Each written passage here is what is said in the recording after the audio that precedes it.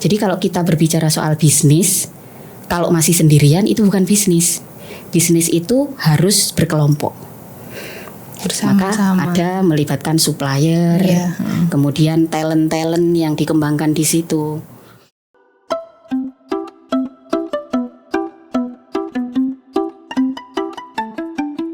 Selamat sore nih. Selamat sore. Gimana kabarnya nih? Alhamdulillah saya. Terakhir ketemu kapan ya kita nih ya? Terakhir ketemu 3 bulan. Iya. Oh iya, kita mau ngadakan acara nggak jadi ya nih ya. Betul. Sudah survei dan lain-lain. Ternyata, rombongan besar kita padahal ke sana. Enggak, tapi belum ini apa jodoh. namanya belum jodoh. Oke, nih di sini kan kita sama-sama dijebak ya sama yang punya rumah ini ya. Jadi saya juga dijebak host dengan tiba-tiba ditebak apa ya bahasa tiba-tiba Indonesia? Podcast. Iya, tiba-tiba podcast. Wah, itu kita harus ini nih apa mendapatkan fee katanya. Tiba-tiba podcast sih. Tiba-tiba podcast. Oke. Nih jenengan kan kemarin ditunda untuk berada di rundingan ini. Apa sih alasan jenengan? Apakah buku ini ataukah ada hal lainnya? Tapi sebelum itu kita bahas buku terbaru jenengan. Kayaknya jenengan itu benar-benar ini ya nih suka menulis. Karena kemarin pas saya ke sana itu jenengan kasih buku yang berjudul apa ya? Saya kok tambah lupa ya. Sejati. Oh iya, Sejati. Itu saya baca separuh nih. Habis itu kayaknya dipinjam anak-anak santri. Saya belum selesai baca itu nih. Terus kayaknya dipinjam. Jadi mohon maaf nanti saya lanjutkan. Nanti kalau santri yang baca pas keburu pengen nikah itu. Iya. Soalnya kan yang Sejati itu kan mengisahkan kehidupan rumah tangga yang berusia 11 tahun. Iya benar. Itu tepat dengan usia saya nih. Jadi makanya saya tertarik. Loh kok bodoh sampai aku saya. Sip, berarti itu buku yang ketemu sama pembacanya. Iya berarti jodoh nih. Oh iya benar-benar sekali. Neng Rima ini ke anak dari Yai yang tersohor ya, yang terkenal sekali entrepreneurnya ya, Yai pengusaha beserta Bu Nyai, yaitu Yai Mahfud sama Ibu Nyai Faiha ya. Berarti kan Neng Rima jadi seperti ini karena didikan beliau ya, yang benar-benar menjadikan Neng Rima sosok yang tangguh untuk sekarang ini dan usahawan gitu. Usahawan ya, santri usaha lah. Iya. Gitu. Anu lah, dagang ayam. Ayam apa ini gitu? Kan harus jelas nih konteksnya ayam apa dulu. Ayam ada baby chick ya, ada ayam pejantan. Oke. Mungkin bisa diceritakan awalnya nih. Awalnya jenengan sebelum usaha, apakah memang sudah dari kecil dididik untuk menjadi usahawan atau entrepreneur, atau memang dari kecil sudah suka menulis? Yang mana dulu nih kira-kira ini? Kalau ditanya yang mana dulu nih, waktu kecil, dari kecil saya memang suka nulis. Karena pikiran ini nggak bisa berhenti gitu, ada aja random lah. Nggak lelah ya nih pikiran jenengan ini? Gak capek gitu? Yang ngantuk, ada sakit, ada kan bukan Fir'aun ya nih. Oke, terus kalau dari kecil emang suka nulis. Umur berapa itu nih kira-kira? Nulis itu dulu zaman apa ya, Bobo majalah. Oh iya benar. Bobo ya, awalnya memang karena baca buku-buku anak soleh ya nih. Nah, itu terus tertarik lah gimana ya caranya bisa masukkan cerpen ke rubrik-rubrik itu gitu. Dulu bukunya. Kan ke majalah anak-anak gitu. Ya waktu itu masih belum serius tapi belajar nulis gitu, ditulis pakai tangan. Kan zaman dulu belum banyak fasilitas kayak sekarang nih. Sekarang kan semua orang dulu ada mesin ketik gini-gini nih. Ya, tapi kan gitu. Masih kecil, saya juga mondok dari kecil juga nih. Iya. Mondok dari kecil terus tapi akhirnya berhenti nulis itu sekitar 10 tahun. Saya ada berhenti nulis itu 10 tahun. Berarti mulai dari umur berapa tahun itu tertarik untuk menulis cerpen dikirimkan ke Bobo itu? Itu sekitar ya 10 sampai sekitar. Itu berlangsung berapa kira-kira. Tapi ya belum pernah keterima sih sebenarnya, kayak kirim ditolak. Pokoknya udah inilah udah kenyang dengan penolakan gitu, kayak oh ditolak lagi ya udahlah nggak apa-apa. Tapi kayak kalau ada kesempatan lagi, bismillah lah, siapa tahu kali ini dapet gitu. Pantang menyerah ya nih. Terus ya enggak sih, lebih ke ini aja, doyan ditolak. Sabar ya nih ya. Oke. Habis itu terus nulis lumayan aktif. Terus udah mulai ini mulai remaja dewasa lah, sekitar umur 15 16 itu mulai nyoba ke media yang lebih ini, kayak Jawa Pos, cerpen, puisi, karena emang dulu yang saya itu suka baca non fiksi, tapi kalau suka nulis fiksi. Terus tapi ya buku fiksi ada, kayak penulis fiksi yang saya suka ada banyak. Siapa nih yang sangat disukai? Dewi Lestari. Oh oke. Di Lestari. Terus waktu itu ya, terus waktu Ika Natasha saya juga suka baca karya-karya beliau. Terus mulai masuk ke Jawa Pos itu sekitar tahun 2004 2005. Ini ku udah di pondok juga difasilitasi perpustakaan untuk baca novel gitu nggak nih dulu jenengan mondok? Dulu kan saya mondoknya di Salaf di Peloso. Jadi karena mondoknya di Salaf tentu termasuk salah satu peraturannya adalah tidak boleh membaca apapun selain materi pelajaran gitu. Tapi waktu itu yang bikin saya tetap bertumbuh dengan kegiatan menulis adalah di Peloso itu ada mading. Mading ya, mading. Ada majalah dinding itu. Ya itu jadi tetap ada kegiatan, tetap menulis, tetap ya, ada kegiatan, tidak meninggalkan untuk tulisan. Tapi menulis. Ketika di Peloso juga di ini ya ning ditempel di mading karya jenengan. Ditempel di mading, terus paling ya nulis naskah drama tiap, biasalah anak pondok akhir tahun ya, akhir tahun ada gitu-gitu. Nah itu teater. Dulu saya nulis naskah untuk teater, naskah drama. Pemerannya juga nih jenengan? Ya bukan lah. Saya pengisi suara. Zaman dulu kan dubbing ya. Iya. Penulis skrip sekaligus pengisi suara. Kalau ada ikut ngisi suara, terus dubbing, karena saya suka sama alat-alat perkabelan. Pokoknya menyukai kabel lah. Kesetrum, kejedak, apa semua. Jangan-jangan dulu. Iya, jangan-jangan dulu jenengan lihat Game of MacGyver ya nih.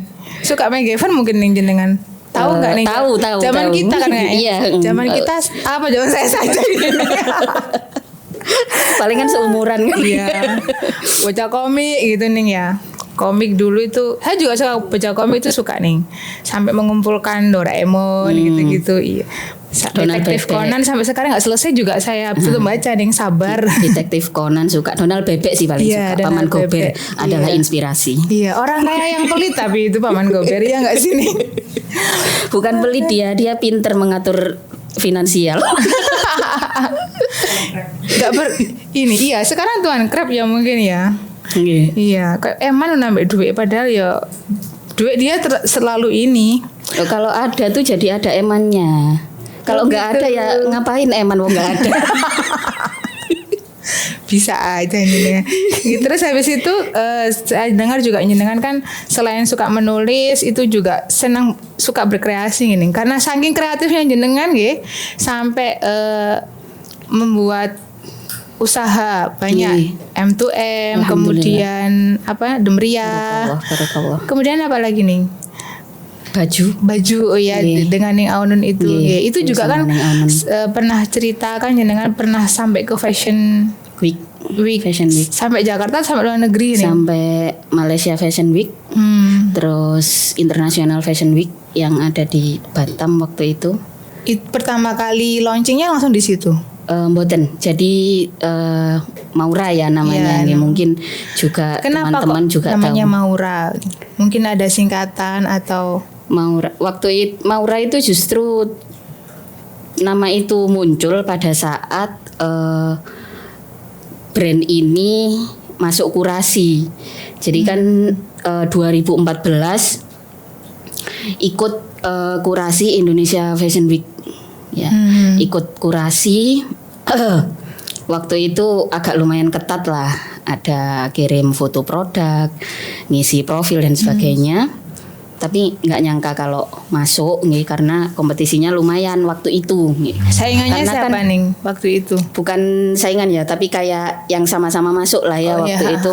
Dapat satu deret sama Dian Pelangi. Masya Allah. Jadi dapat di sebelahnya Dian Pelangi, terus Vizub. Vizub masih baru mulai. Ya waktu itu bukan di endorse ya ini. Beliau masih baru mulai juga sama kayak saya di tahun itu. Terus ya waktu itu masuk kan kalau kurasi kita masukkan data, ditunggu dulu. Tunggu kayak nungguin itu loh nih, kita masukkan karya tulis di apa namanya di Gramedia gitu kan. Biasanya di penerbit akan nunggu 3 bulan gitu. Nah itu sama juga, udahlah yang penting tak kirim. Waktu itu saya juga sama Ning Unun ya, sama adik itu, yuk kita coba gitu. Sempet juga ini yakin mau coba, kita ini tinggal di desa loh. Ya udahlah nggak apa-apa, Bismillah gitu. Masukkan data, karena kan gini, ada peluang, tapi kalau kita tidak bisa mengakses, itu kan peluangnya sia-sia. Jadi yang namanya peluang itu harus ketemu sama akses. Ya oke. Nah jadi benar-benar aksesnya seperti ini, udah kita ikutin aja, nanti kita pasti dapat ilmu baru gitu. Jadi saya ikut event-event seperti itu tujuannya adalah untuk uji kompetensi usaha yang kami bangun berdua, bagaimana bisa melewati uji kompetensi dengan sebuah event berskala internasional. Buat nambahin PD lah istilahnya. Padahal kan ini kan tidak sebagai contoh santri-santri atau santri salaf yang lulusan salaf bukan berarti tidak bisa apa-apa loh gitu kan, malah dari contoh dari jenengan kan kreatif gitu loh nih. Itu biasanya kan di salaf kan dari salaf langsung nyun sewu menikah atau gimana nih ya. Untuk mendapatkan kreativitas itu yang Anda lakukan apa? Apakah ikut kursus kah atau gimana? Setelah dari pondok atau ketika liburan di pondok? Setelah dari pondok, saya selesai dari pondok waktu itu sekitar usia 14 tahun. Usia 14 tahun itu saya mulai ambil kursus apapun lah yang saya pengen, bahasa Inggris, komputer, kayaknya banyak juga kan teman-teman salaf yang begitu. Saya ambil kursus komputer karena saya suka. Terus bahasa Inggris juga, latihan nulis juga. Terus setelah kemudian usia sudah semakin bertambah, memang Umi itu anaknya kan 3 perempuan semua. Mindset soal kalau dewasa harus punya pekerjaan itu kayak ditanamkan dari kecil gitu. Jadi kayak perempuan tuh punya pekerjaan nggak apa-apa, kalau bisa malah harus, semua orang dewasa itu harus punya pekerjaan, harus berdaya. Berarti nggak patriarki ya Umi jenengan, kan banyak yang membatasi itu memberi batas kan banyak. Tapi Umi itu enggak. Umi memang kan dulu dibesarkan oleh seorang ibu tunggal. Dan terus Umi juga dulu sambil sekolah dagang. Gitu. Jadi jiwa dagangnya itu ada. Jadi di saat kami dewasa terus pengen latihan dagang, itu diberikan keleluasaan, bahkan diajarin gitu. Itu ada di buku ini. Bagaimana Umi ngajarin anak-anaknya buat untuk mandiri secara finansial. Percaya bahwa semua orang itu berdaya. Nah dari situ Umi benar-benar nggak canggung untuk ngasih motivasi ke 3 anaknya, anak-anak perempuan ini, ngasih motivasi, nanti kalian tuh nggak harus bergantung sama Abi meskipun Abi punya ini dan itu gitu. lakukan sesuatu dengan sadar. Itu Umi sering sekali mengatakan hal itu gitu. Jadi hidup dengan sadar itu kelihatannya sederhana, tapi orang sekarang kayaknya banyak yang sulit. Nggih, jadi sadar kita duduk, kita sadar kita sedang duduk, kita berjalan, kita sadar sedang berjalan. Maka apa yang akan kita lakukan juga hendaknya dilakukan dengan sadar gitu. Terus motivasi bekerja itu juga dapat dari Umi, yang artinya nggak apa-apa perempuan punya pekerjaan, punya profesi, mengerjakan sesuatu berdasarkan hobi itu nggak apa-apa. Apalagi saya itu dari kecil adalah anak yang tidak pandai menginginkan sesuatu. Jadi Umi kalau lihat saya pengen apa, Umi udah antusias, anakku lagi kepingin nih gitu. Jadi saya itu nggak pandai menginginkan sesuatu, tapi ada 2 hal yang saya inginkan dari kecil gitu. Dan itu bisa dibaca oleh Umi nggih? Ya susah nggih, karena nggak tahu ya punya karakter saya sangat berbeda dengan Umi. Tapi otomatis di situ juga ada kesulitan dari kakak, dari anak pertama ke saya itu karakternya berbeda nggih. Otomatis di situ Umi juga ada sedikit kesulitan untuk mengkomunikasikan apa yang sebenarnya saya mau. Jadi jenengan itu sebenarnya nggak terbuka ini? Nggih, mboten terbuka sama Umi. Kalau ada yang saya ungkapkan, nah itu Umi seneng gitu. Oh, antusias beliaunya. Oh ini padahal yang beliaunya pengennya jenengan itu seperti kakak dan adik jenengan yang selalu ayo inginkan sesuatu gitu. Sampai Umi itu sampai gitu. Padahal Umi jenengan itu sebagai motivator jenengan nggih, motivator segalanya lah istilahnya. Ini mentor, panutan, mentor, motivator dan lain-lain. Itu dari segi Umi ternyata luar biasa ya punya untuk mendidik 3 anaknya yang perempuan ini kan untuk mandiri yang pertama nih ya biar bisa survive, dan bahwa nggak semua wanita loh hanya di belakangnya pria gitu kan, jadi bisa berkreasi dan lain-lain. Terus dari segi ini kan mungkin bisa dibaca ya nilainya. Tadi saya juga penasaran nih, jadi saya juga pasti insya Allah beli. Tapi kalau cuma-cuma juga nggak apa-apa. Nanti bisa disepil ya di sini kalau mau ini mendapatkan buku inspirasi dari Yai dan Bunyai ini. Kalau dari Yai sendiri gimana nih? Kan beliaunya juga kan alumni pondok pesantren gini, terus bisa menjadi seorang entrepreneur. Saya dulu kenal dengan sosok beliau itu bule saya itu pernah, dan ibu saya ikut aku gitu kan. Ibu kemana Bu? Ke Pacet, ke wonten napa sowan kah saya gitu kan. Iya, beliau ini usaha Yai tapi usahanya banyak. BE sampean bisa mencontoh gitu kan. Akhirnya pertama kali saya ketemu beliau dengan Bunyai serta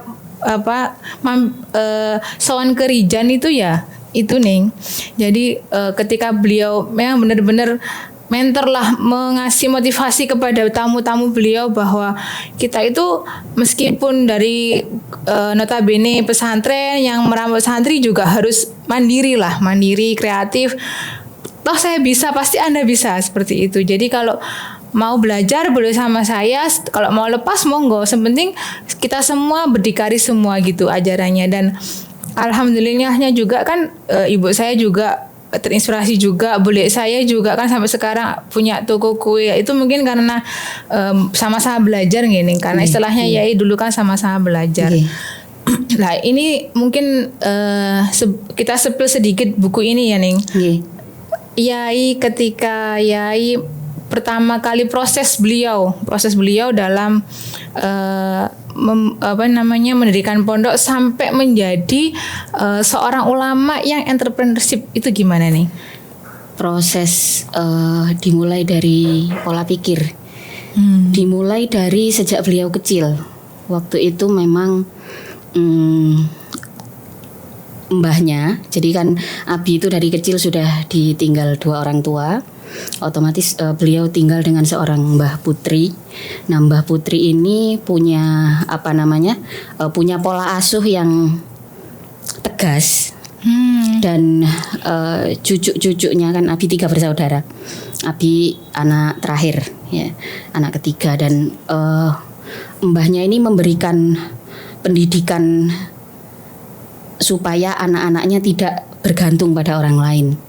Jadi di buku ini kan ada mulai dari masa kecil beliau, bagaimana pembentukan karakter seseorang yang mandiri, hanya bergantung kepada Allah itu memang dibentuk dari kecil. Ya, jadi ada banyak momen-momen di mana kayak zaman dulu beliau itu pernah ya, ini yang salah satu saya ceritakan ya, saya spill sedikit lah ya. Supaya jadi penasaran. Beliau jalan sama kakaknya begitu, terus ada orang panen kelapa di desa beliau. Terus karena orang ini sudah sepuh ya, inisiatif bantu, terus dikasih dikasih upah, kasih kelapa, disuruh bawa pulang. Nyampe rumah, mbahnya marah. Kamu dapatkan dari mana ini kelapa? Gitu. Ini kamu habis buruh ya tadi ya gitu. Oh, langsung gitu ya, langsung tahu nggih. Kamu habis buruh ini tadi. Ya, Bi, mboten Mbah, ini tadi saya cuman bantu terus dikasih, tapi mboten enten niat buruh gitu. Udah saya nggak percaya, dibawa sama mbahnya kembali ke tetangganya itu. Ini tadi anak saya minta buruh di sini, tak enggak tadi mereka lewat terus mau bantuin, terus ya udah saya kasih gitu. Terus dulu Abi juga ini sering beliau ceritakan di saat masih belum mondok ya, masih belajar masih kecil itu, kalau berangkat sekolah juga sambil bawa kambing gitu kan, kambingnya diternak segala macam. Nah itu mulai dari situ beliau terbentuklah terbentuk karakter, terbentuk pemikiran untuk ya suatu saat memang beliau harus menjadi juragan begitu ya, harus menjadi seorang pengusaha, bukan menjadi buruh gitu. Jadi memang dengan tempaan masa kecil yang demikian, terus mengalami masa-masa sulit, masa-masa belajar yang juga berat pada saat itu, beliau kan mondok gitu ya.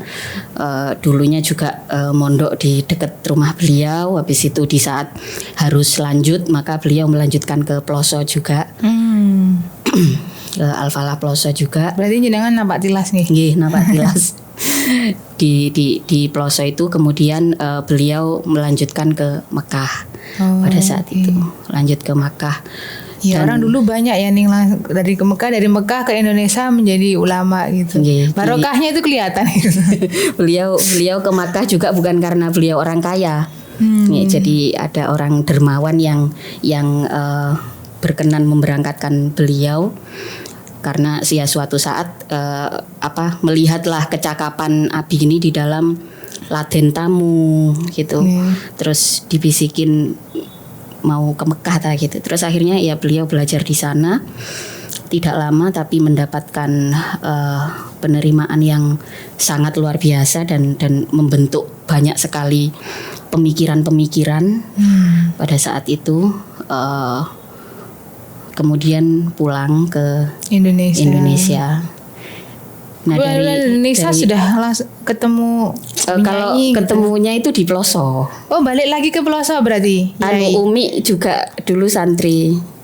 Iya, maksudnya dari Mekah langsung kembali lagi ke Ploso, nggak mengabdikan diri di daerah kelahiran beliau di Demak itu ya? Mboten, karena pada saat itu kan sudah nggak ada orang tua, nggih. Adanya kan kakak, dan kakaknya juga masih muda kan waktu itu ya. Beliau nenek masih ada waktu itu, waktu beliau pulang. Maka beliau itu kembali ke Ploso karena bagi beliau Ploso itu ya seperti kan yang membentuk masa-masa remaja pada saat itu. Akhirnya kembali ya khidmah lagi di situ gitu. Kemudian menikah sama Umi. Ketemu atau dijodohkan? Enggak, pokoknya dibaca di sini. Ya, jadi ini romansnya ada, terus parentingnya ada. Geng. Kalau dibahas ini semua jadinya nggak ini ya, nggak nyepil namanya, tapi membedah ini namanya. Kalau soal mindset entrepreneur ya memang itu melihat saya bisa dalam beberapa hal, mungkin Abi itu apa ya? Kan beliau punya kecenderungan tidak ingin menjadi beban bagi siapapun. Termasuk yang beliau pikirkan pada saat itu bagaimana kompetensi yang saya miliki tidak saya bebankan kepada negara yang saya tinggali. Jadi beliau memang tidak ingin menjadi pegawai, tidak ingin menjadi pegawai negeri, memang tidak ada keinginan. Ya, memang tidak ada keinginan, bukan menjadi bos dan membentuk lapangan pekerjaan. Memang pengennya membuka lapangan pekerjaan untuk siapapun. Maka penerimaan karyawannya Abi itu dulu juga cukup unik begitu ya, SDM-nya itu unik. Abi melihat SDM itu hanya berdasarkan loyalitas. Jadi soal skill nanti bisa lah gitu. Diajari dikit-dikit. Bisa diajarin. Yang penting anak ini punya loyalitas, dan itu dulu yang agak berseberangan dengan saya. Otomatis kan ada gap generation, pasti ada. Ada gap generasi antara gaya saya dan gayanya Abi gitu. Pola pikir dan pola didik pasti ada gap. Pasti ada gap. Tapi dilihat dari cerita jenengan, beliau-beliau ini dapat, memang sudah kayaknya sih dari nenek jenengan yang tadi kalau gitu ya. Terus ke Abi jenengan, terus ke jenengan memang bawaan gen kayaknya untuk survive, dan keras kepala dalam arti ya, keras kepala. Betul. Memang kepala itu harus keras nih. Sehingga kan membentuk karakter itu, dan semua memang karakter itu terbentuk dari pengalaman, didikan, terus contoh dari orang tua. Kita hari ini adalah produk dari masa lalu ya. Iya. Tinggal kita aja mengemasnya gimana kan, Ning ya. Oke, terus kalau ketika pada saat itu ketika beliau Umi ini diajak untuk berjuang sama Abi nih, kan saya pernah baca artikel itu, pertama pondoknya bukan di Pacet ya, Ning ya. Di mana ya? Itu ya, terus sudah dengan uang seadanya, dengan uang hasil dari beliau sendiri, tabungan sendiri, sudah dituangkan ke dalam pondok itu. Ternyata ketika didatangi sama guru beliau dari Makkah, itu enggak diridoi gitu katanya. Iya, istilahnya apa ya, tempat ini kurang cocok gitu. Itu padahal santrinya sudah ada, sudah ada, kegiatan sosial juga ada.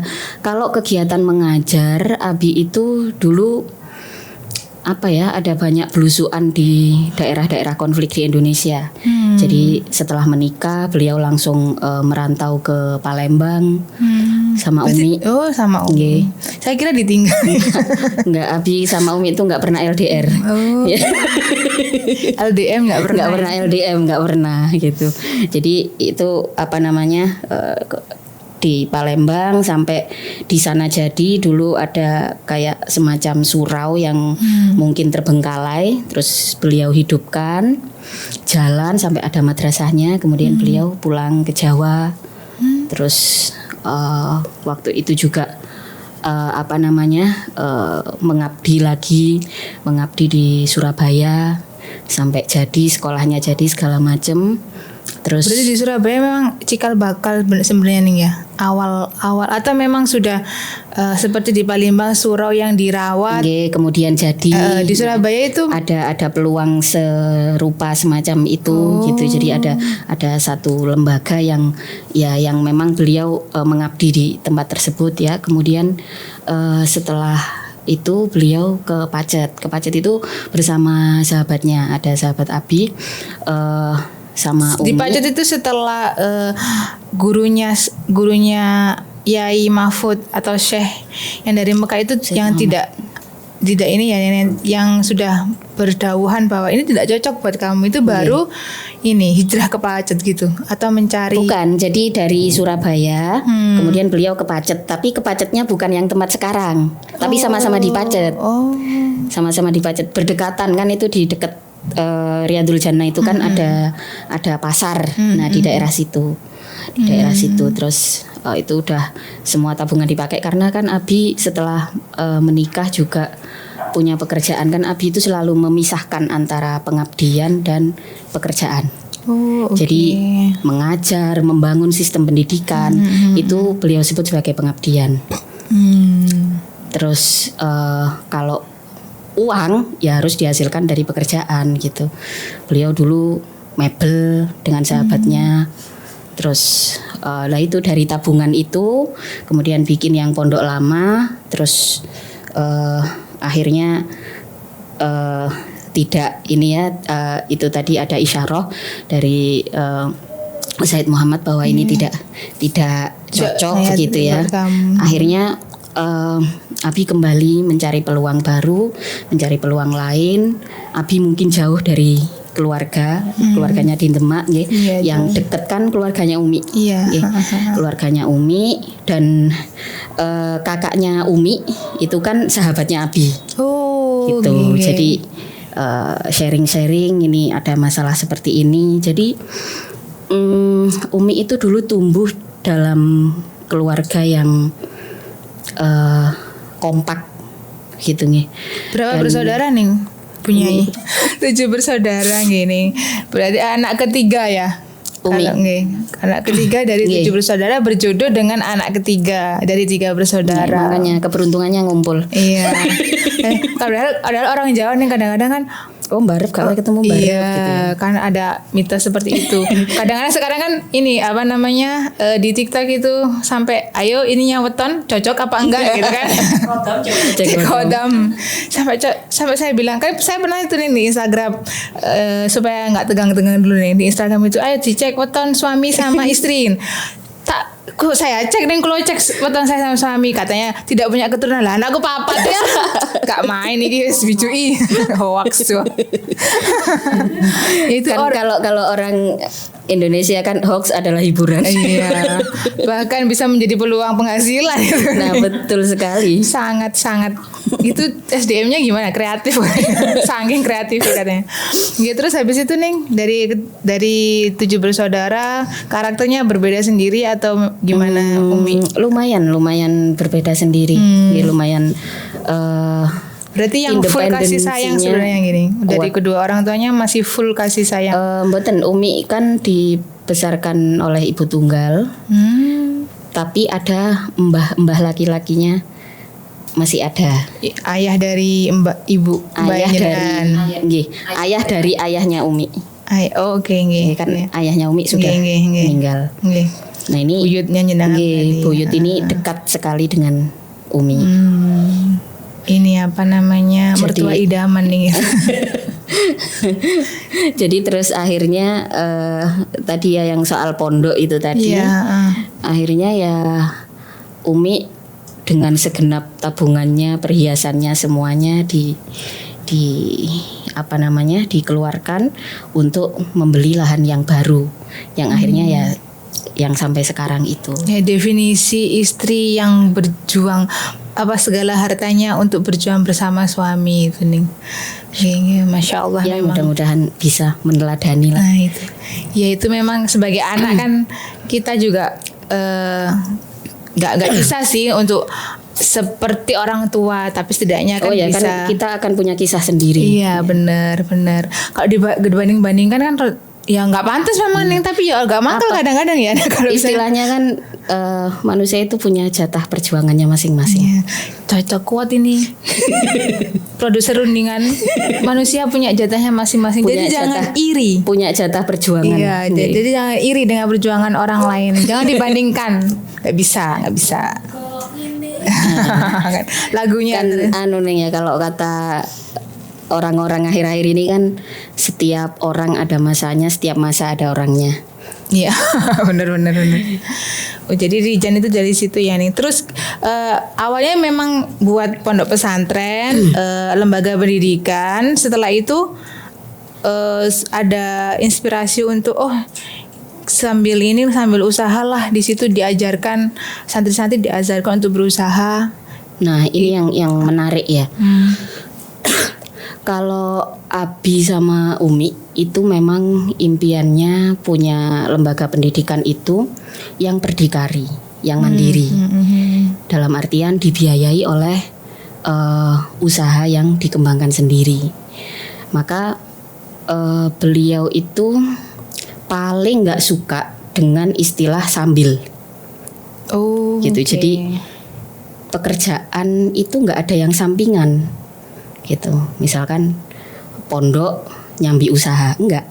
Pondok ya usaha gitu. Jadi nggak ada yang sampingan. Istilahnya apa yang kita suka lakukan dan di situ bersifat positif dan produktif, maka jangan kebiasaan nganggap itu sampingan. Gitu. Jadi istilah sampingan itu dua-duanya Abi sama Umi paling nggak suka. Gitu. Misalkan saya suka baca, saya suka nulis, saya juga suka ini dengan perkara-perkara yang ada di dalam pekerjaan gitu. Terus tapi ini semuanya harus prioritas. Ya. Gitu. Ini sejalan ya. Nih, semuanya harus prioritas. Yang artinya apa? Lo ngitungnya gimana? Kan jam itu 24. Bagaimana 24 itu benar-benar bernilai 24. Wah, manfaatkan waktu sebaik-baiknya. Memang pengusaha kayak rata-rata begitu ya, memanfaatkan waktu walau sedetik lah. Kalau saya kalau bisa rebahan ya rebahan dulu. Itu saya mencontoh ini loh, ning uswah itu loh. Lo kan kalau rebahan itu kan positif nih, nggak apa-apa. Kan makanya tadi kan segala sesuatu atau pekerjaan itu kan ada yang positif, ada yang produktif. Oh iya benar. Positif. Terus rebahan termasuk positif ya nih. Ya kan nggak mengganggu orang lain kan. Intinya iya. Istilahnya kan kalau positif berarti sesuatu itu dilakukan baik, tidak mengganggu, tapi tidak menghasilkan uang. Itu positif. Iya. Positifnya, negatifnya tidak menghasilkan uang nih. Positifnya ya rebahan. Makanya kan ada positif, ada produktif. Kalau produktif pasti pekerjaan yang kita lakukan untuk mendatangkan income kan ngoten. Iya. Kan jarang kan nih ada orang yang mau memanfaatkan 24 jam itu harus dimanfaatkan walau sedetik gitu kan jarang. Kalau nggak mental usaha memang nggak kayak gitu nih. Jadi kalau ada waktu istirahat ya udah istirahat aja. Padahal saya istirahat.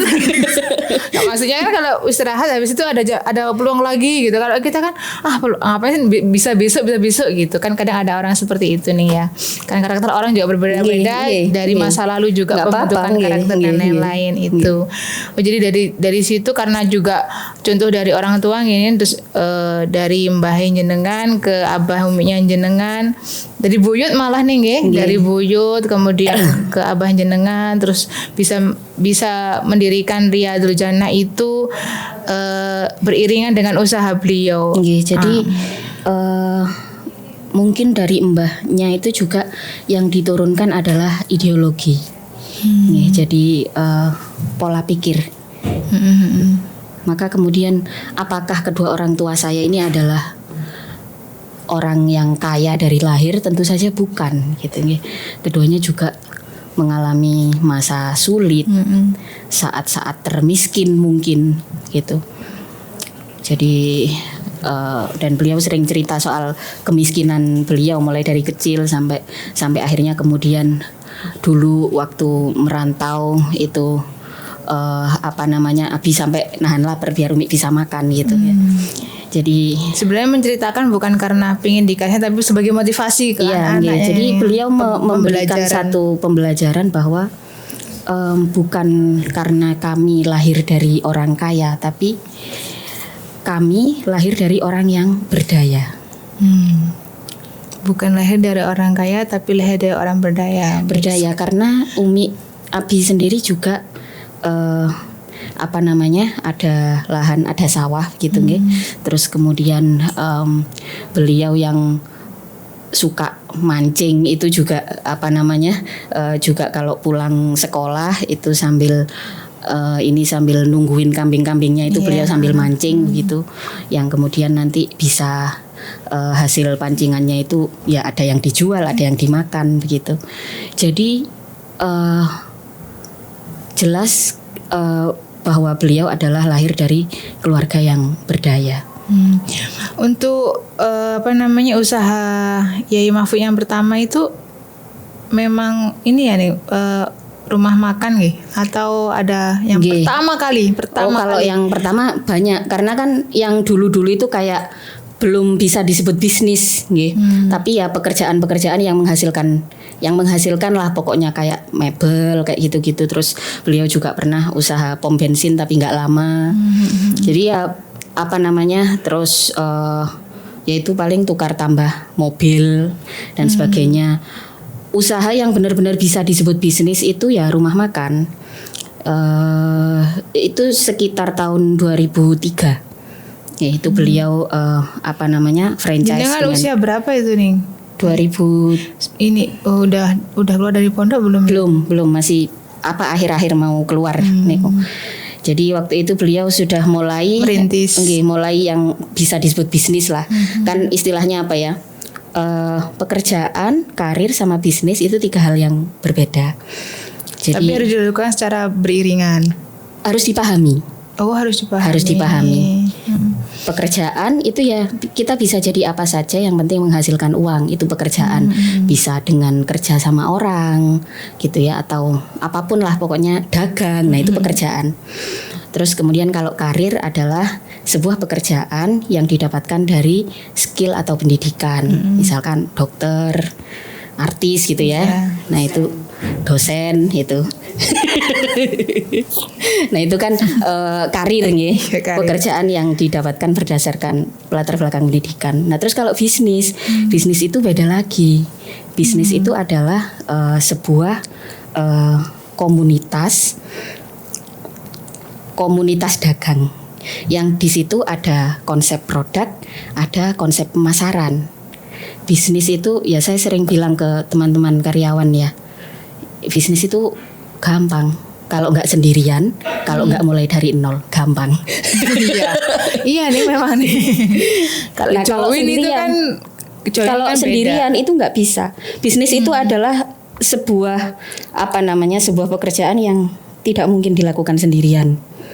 Jadi harus ada. Beliau masuk ke ranah bisnis itu yaitu sekitar tahun 2003. Itu bersama temannya awalnya atau masih memang franchise brand lokal. Jadi kan memang sudah ikut franchise. Pada saat itu kan mulai awal-awal kebangkitan ekonomi. Ya.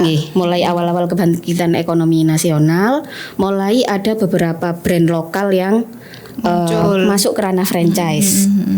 Beliau ikut sertalah dalam pergerakan tersebut gitu. Jadi ikut dulu ada join franchise ya awalnya. Ini saya nggak usah sebut merek lah ya, karena sudah lama itu sekitar itu. Dan di saat itu beliau nggak diem aja. Waktu itu juga akhirnya nyoba lah bagaimana cara memproduksi bahan baku. Belajar ya dari franchise itu tadi. Terus bagaimana caranya masuk, gitu, masuk barang-barang ya bahan baku itu tadi. Kalau waktu itu kangkung, beliau bikin kangkung NTB itu untuk ditanam di Pacet, kemudian didistribusikan ke brand tersebut di beberapa rumah makan yang ya masih sekitar Jawa Timur lah. Jadi selain beliau franchise dengan buka rumah makan, beliau juga menawarkan produk yang dibikin untuk rumah untuk bahan baku itu. Maksudnya kan juga di Pacet karena beliau juga suka ini. Abi itu suka pertanian. Kan di Pacet juga mendukung juga itu nih tanahnya. Untuk pertanian itu bagus sekali tanahnya, gembur. Terus ditanam apa aja ya lah. Di tahun-tahun itu juga mulai produksi sayur organik. Sayur organik waktu itu bisa masuk ke beberapa supermarket di Surabaya. Supermarket besar ya nih langsung. Terus setelah ngajarin masyarakat ya sudah akhirnya dipersilahkan masyarakat untuk berkembang dengan bisnis sayur organik tersebut gitu. Jadi sekarang kalau sayur organiknya sudah nggak ada, sudah langsung masyarakat yang dipasrahkan. Maksudnya nggak, kan ada tuh yang mengelola masyarakat, nanti ownernya ini tetap saya gitu, enggak ya nih ya kalau kan gini beberapa. Atau memang dari awalnya bekerja sama dengan petani-petani yang ada di sekitar pondok? Awalnya sempat seperti itu, terus kemudian masyarakat sudah bisa berkembang sendiri, ya Abi cari challenge baru. Kayak gitu ya, kadang-kadang mengusahakan kayak gitu gitu. Oh ini udah jalan, carilah jalan baru gitu. Tapi sampai sekarang masih ada yang ini, yang menjalankan itu ya, mungkin ada masyarakat yang bisa masih bertumbuh dengan bisnis tersebut. Kan kebetulan saya kan dosen pertanian yang mungkin bisa membuat inspirasi mahasiswa gitu loh nih. Oh kadang kan sekarang anak generasi sekarang ngapain sih saya sekolah pertanian, nanti nanti di sawah nggak ngapa-ngapain, padahal banyak loh yang bisa dilakukan yang bisa sebagai dilakukan. Dan bisa keren petani juga sebenarnya. Iya. Apalagi sekarang kan pemerintahan ini ya kembali pangan, lebih ketahanan pangan. Jadi itu kesempatan sebenarnya, nggak usah insecure lah menjadi petani muda gitu ya. Lagi krisis nih sekarang, terjadi deflasi. Nggak bahas itu nanti. Iya nanti bingung ngapain nih, apa sih mata berjaga-jaga nanti ada yang ini beras, aduh kacau. terus usaha jadi sayur dan franchise itu tadi nih yang beliau ikut lah. Inspirasi M2M berarti dari franchise join franchise pertama itu atau belum? Itu kemudian sampai tahun 2010. Oh jadi 2003 sampai 2000 lama ya nih? 2010 Abi mulai mendirikan brand sendiri. Nah, Dapur Meriah. Oh Dapur Meriah dulu. Karena kan dari yang lama kan franchise-nya juga tradisional. Oke. Yang lama juga tradisional, terus kemudian yang bikin brand sendiri juga akhirnya menu tradisional. Itu bahan bakunya langsung dari produk sendiri atau beberapa yang bisa diupayakan sendiri, tapi beliau kan konsep bisnis beliau berdasarkan 3 orientasi bisnis. Kepentingan bisnis atau business oriented, profit oriented, secara otomatis harus profit. Kemudian edukasi oriented, terus sosial oriented. Nah, dari 3 orientasi bisnis yang beliau kembangkan ini, kemudian bagaimana bisa memberdayakan supplier. Carilah supplier produk yang cukup baik dan bisa konsisten baik, mau bertumbuh di usaha yang baru tersebut, gitu. Ya sudah, akhirnya usaha tersebut bisa jalan.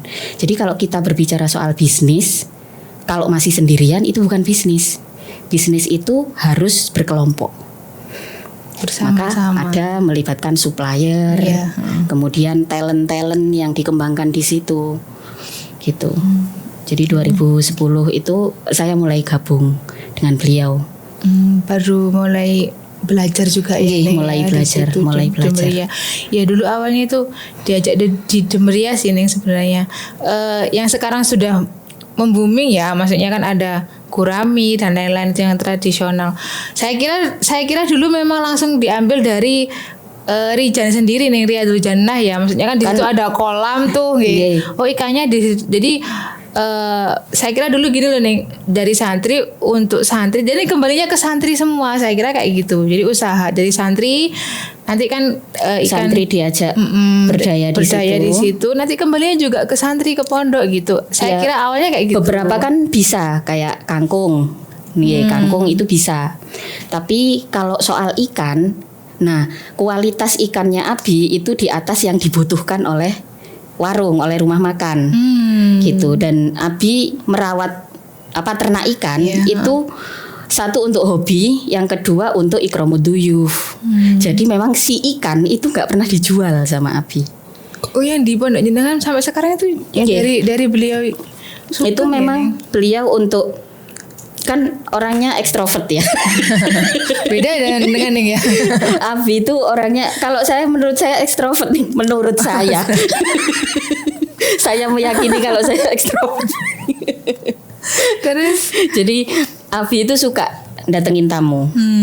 Suka pokoknya ngundang orang banyak lah, diajak makan, dan itu dijamu dari apa yang beliau tanam sendiri di rumah begitu.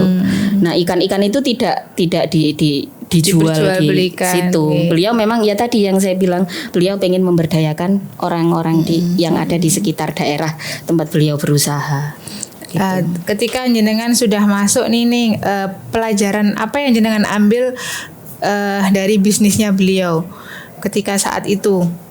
awal masuk jenengan kan notabene mungkin sukanya menulis, ya penulis, kemudian lulusan salaf, terus ketika dihadapkan ayo tak ajari bisnis misalnya seperti itu beliau. Dari pembentukan awalnya Abi sama memang Umi, ada ketertarikan sendiri nggak dari jenengan? Dari awal nggih. Jadi gini, Abi sama Umi itu menjadikan pendidikan salaf bukan sebagai pembatas. Keren itu nih. Tapi justru sebagai value, sebagai nilai kita.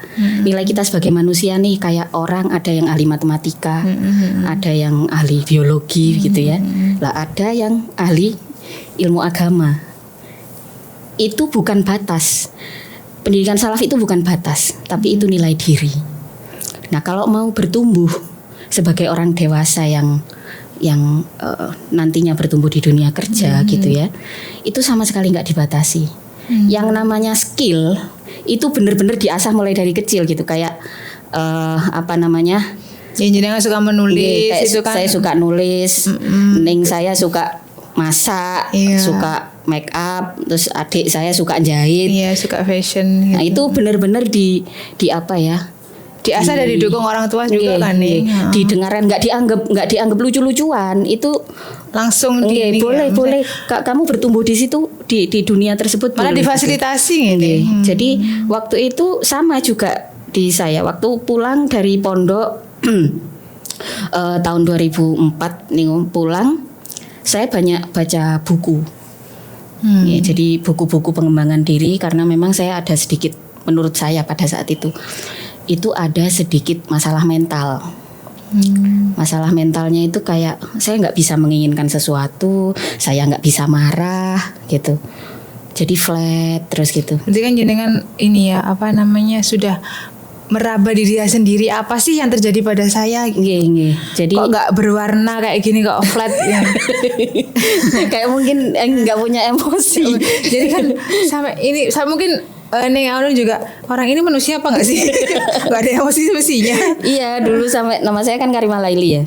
Dulu sampai kalau pas lagi senggang-senggang, lagi nganggur-nganggur gitu di rumah, suka diledekin sama Abi sama Umi. Udah namanya diganti Karimah Ceria aja gitu. Saking flatnya ya nih. Iya, jadi marah, tapi marah juga nggak pernah gitu. Menurut saya ada masalah mental. Terus padahal kalau orang yang melihat mungkin ya orang dulu, hari ini neriman bang. Nah iya, kalau orang luar bilang begitu, tapi Umi enggak. Tapi Umi lihatnya gini, ini yang unik ya. Orang-orang di luar itu menilai saya ya neriman lah, gitulah ya, sabar, ngalah lah gitu ya. Tapi Umi ada satu sisi yang ini nggak bisa dibiarin gitu. Ayo nak inginkan sesuatu. Ada yang salah gitu ya. Ayo nak inginkan sesuatu sampai kalau kehilangan barang saya juga nggak pernah marah gitu ya. Sampai sama Umi juga dikasih tahu bukan seperti itu cara merelakan.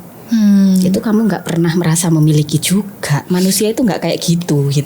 Nah berarti punya untuk mendekati jenengan itu memang dari hati ke sedikit hati. Kesusahan, memang ada sedikit kesusahan karena Umi itu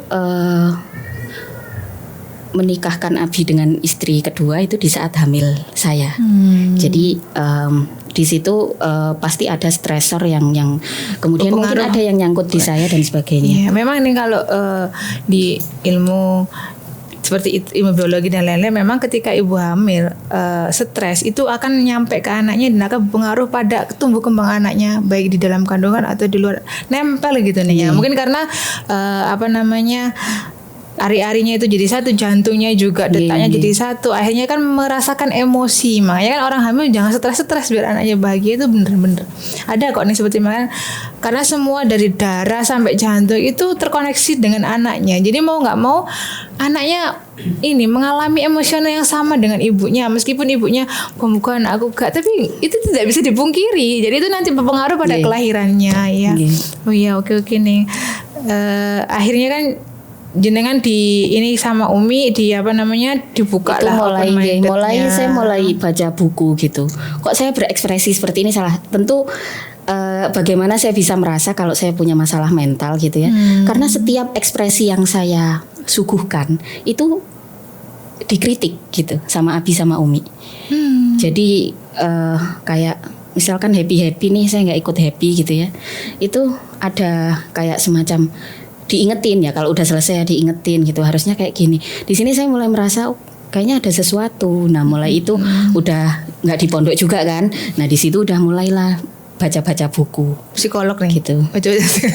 Macem-macem. Iya. Baca buku macem-macem. Akhirnya menjadi referensi juga ya nih. Maksudnya buku itu menjadi referensi jenengan menulis novel-novel ya yang di Wattpad itu ya. Karena berapa nih karya jenengan di Wattpad itu? Di Wattpad itu yang 3. 3 ya. Jadi 3 dan karena kan saya dulu tuh nulis vakum 10 tahun. 10 tahun itu bukan vakum ya, namanya mati suri. kan mati surinya untuk usaha lain nggak apa-apa nih, masih menghasilkan. Karena waktu itu sudah sibuk di usaha, terus saya juga udah punya anak gitu. Terus kayak ada semacam kayaknya ntar dulu sih gitu nulis. Karena kemudian dari yang awalnya saya belajar ngebet banget pengen sukses dari menulis gitu ya, novelis lah ya, kayaknya keren gitu. Kan memang tadi saya bilang saya tuh nggak pinter menginginkan sesuatu, tapi kalau pekerjaan keren itu sudah saya pengen dari kecil gitu. Dulunya kayaknya keren ini jadi penulis gitu. Ternyata peluang yang datang 10 tahun kemudian. Peluang yang datang itu untuk latihan kerja dulu gitu, untuk latihan kerja sama Abi. Nah akhirnya baru nulis lagi ya 2017. Pertama kali judul Wattpad-nya apa nih? Sehingga ketika awal itu nggak langsung di Wattpad. Oh gitu. Itu apa namanya? Di Facebook mungkin. Penerbitan indie. Nggak, saya langsung ambil penerbitan indie. Langsung. Penerbitan indie ya waktu itu ada Women's Deal, cerita perempuan-perempuan gitu. Terus habis itu apa namanya? Ada Mother's Goals. Itu stresor anak bungsu yang punya anak. Terus kemudian apa namanya? The Boss. Itu masih belum di Wattpad semua. Itu terus kalau mencari sekarang, kalau mau baca di mana ya, Neng? Kalau itu udah saya simpen sendiri semuanya, termasuk kayak yang sejati itu kalau yang sejati waktu itu ada saya jual gitu ya. Tapi terus ya itu tadi saya bilang, saya tuh usaha nggak ada yang ajaib, Neng. Pokoknya kehidupan saya itu jarang ajaib. Pokoknya ditolak, gagal gitu. Mulai lagi. Belajar lagi. Pertama kali judulnya apa nih Kak di Wattpad itu? Di Wattpad itu ada Hilang Tanpamu. Tanpamu itu 2 seri. Berapa langsung bisa booming karena followernya yang membaca berapa nih di situ? Belum ya, nggak langsung booming juga, Neng. Ya dipromosiin. Pokoknya tadi loh, saya itu nggak ada keberuntungan saya tuh, saya dikasih keberuntungan sama Allah berupa bertahan, survive. Keberuntungan saya itu saya punya kebertahanan. Semua manusia sini itu kalau nggak survive ya. Makanya saya bilang apa namanya saya tuh nggak percaya sama target jangka panjang. Makanya waktu kecil saya nggak ada cita-cita. Gitu, pokoknya udahlah yang bisa dikerjakan sekarang kerjakan aja gitu. Iya. Urusan besok ya besok gitu. Kayak target jangka panjang itu saya nggak percaya. Orang itu yang penting rutinitas harian. Gitu. Tapi ya seiring berjalannya waktu saya masuk di dunia kerja, ketemu banyak orang gitu. Kadang-kadang maka dari awal saya masuk di dunia kerja itu saya nggak bisa jadi leader. Kenapa Anda merasa seperti itu nih? Saya bisanya jadi tenaga ahli. Karena saya nggak bisa menginginkan sesuatu, saya tidak bisa punya target jangka panjang. Jarang tuh nih orang yang bisa mendeteksi dirinya sendiri. Oh saya nggak bisa ini. Padahal kan di mana-mana seorang owner kan ya aku ini leader. Kadang-kadang seperti itu nih. Jarang loh orang seperti Anda nih seperti itu. Maksudnya unik berarti ya. Berarti barang langka ini. Barang langka ya. Nggak bisa difosilkan. Itu bercanda. Ya, itu kan tidak semua orang lah yang bisa menyadari kekurangan dia sehingga untuk menutupi kekurangan mencari orang yang bisa menutupi itu tadi gitu kan. Seperti kalau Anda yang jenengan bilang tadi kan, ya itu harus ada orang lain yang bersama-sama bisa diajak berjuang gitu kan. Memang ya langka sekali sih seperti itu. Tapi menurut saya perlu kita kalau di saat akan memulai bisnis, kita melihat kompetensi kita apa nih. apa yang kita bisa, terus apa yang kita nggak bisa. Misalkan kita punya satu project bisnis gitu. Oh, saya butuh leader. Itu yang selalu saya lakukan. Nah, leadernya jenengan di sini siapa nih? Kalau di bisnis ya, mulai dari waktu rumah makan sama Abi, tentu leader saya adalah Abi. Leader saya adalah Abi. Saya mengerjakan tugas-tugas seperti ya apa namanya, waktu awal memang hanya permodalan gitu. Terus kemudian berkembang. Terus kalau di bisnis yang saya bangun sama adik ya, sama Neng Unun, ya adik saya leadernya gitu. Jadi kalau misalnya jenengan di belakang layar lah. Apa penunjangnya apa gitu. Maka skill itu penting. Kita punya kompetensi di satu bidang itu penting gitu. Punya keahlian itu penting. Kalau dasarnya secara karakter kan istilahnya apa ya? Saya itu kan seorang spesialis. Jadi saya tidak punya banyak skill. Tapi kalau ada skill yang saya inginkan, akan saya lakukan sampai saya bisa. Ya dengan kursus-kursus itu tadi. Sementara saya bekerja di bawahnya Abi. Abi itu ya kayak inilah ya, kayak leadershipnya ulama. Gimana sih seorang ulama itu kan, apalagi zaman dulu ya. Kecenderungan karakternya kan adalah expert generalis. Nah, dari leader yang begitu, saya spesialis gitu nggih. Ada banyak sekali komunikasi yang harus dibangun. Karena Abi itu idenya banyak, nggih, proyeknya banyak. Sedangkan saya ya yang penting bagi saya adalah saya tahu banyak tentang sedikit hal, bukan tahu sedikit tentang banyak hal. Oke. Untuk M2M sendiri nih, kan Bina pernah menyepil cerita nih, ketika Nyun Sewu nih, Umi Seto itu menjadi pukulan tersendiri untuk Yai nih. Sehingga bisnis pun juga. Itu sebelum Seto ya, Umi Gerah. Umi sakit 2017. Itu sudah menjadi ini ya. Abi sudah mulai down. Kayak apa namanya, ngontrol di tempat usaha sudah mulai akhirnya diserahkan ke jenengan semua itu. Apa namanya itu? secara otomatis saya sama suami jadi saya sama bojo itu yang berarti kalau usaha itu berarti bojo jenengan itu yang leadernya nggih. Memang apa nih, kayak setiap hari apa nih yang saya kerjakan hari ini gitu. Oh, proyek seminggu ini apa ya, itu sampai sekarang gitu. Saya bilang berarti sebenarnya emang jenengan eksekutor sebenarnya atau kan leadernya ini suami, eksekutornya jenengan. Untuk pengalamannya sangat banyak sekali nih. Sebenarnya kan masih nanti ada part 2 lah bersama Aunun ya. Mungkin bisa di ini lagi untuk menyepil itu adalah salah sekian dari isi buku ini, yaitu Takdir di Zona Terakhir, yang menceritakan tentang perjuangan novel biografi ya, tentang Yai Mahfudz Saubari dengan Bunyai Haji Faihah, perjuangan dari nol sampai bisa mendirikan Riyadul Jannah dan mendidik anaknya berkarakter yang survive gitu. Di sini jangan cerita sedih-sedih, dan nanti part 2 aja kita sedih ya. Dan kalau ngajak saya sedih-sedih nggak bisa nih. Karena itu tadi flat tadi nih ya.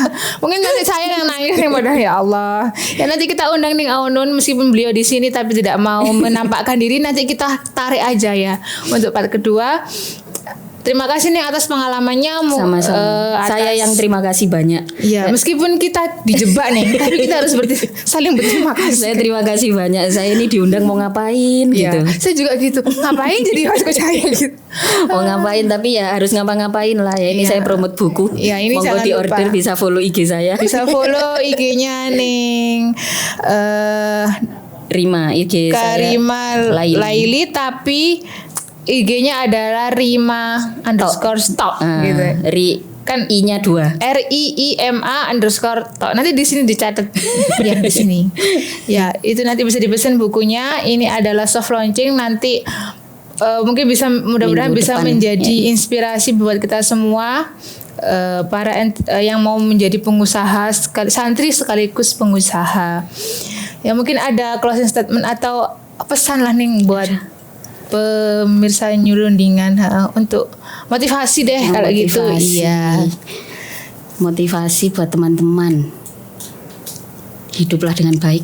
Hiduplah dengan itu. Bermakna ya. Karena di dunia ini udah banyak yang tidak baik-baik. Udah banyak yang PHP, udah banyak yang ghosting. Jadi hidup jadi orang baik aja. Hiduplah jadi orang baik.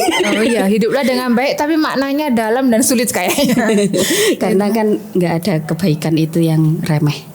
Ya, benar-benar. Dan pasti akan diganti oleh Allah gitu. Berlebih-lebih. Ya, dulu Abi selalu pesen kayak gitu. Jadi ini sebenarnya pesennya Abi ya.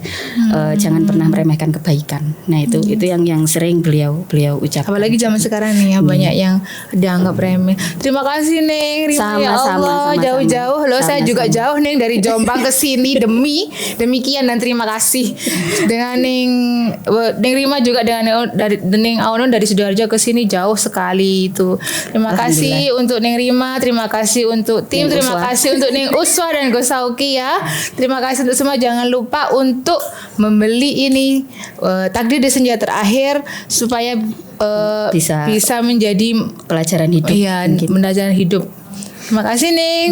Selamat sore. Sore apa ya? Selamat petang.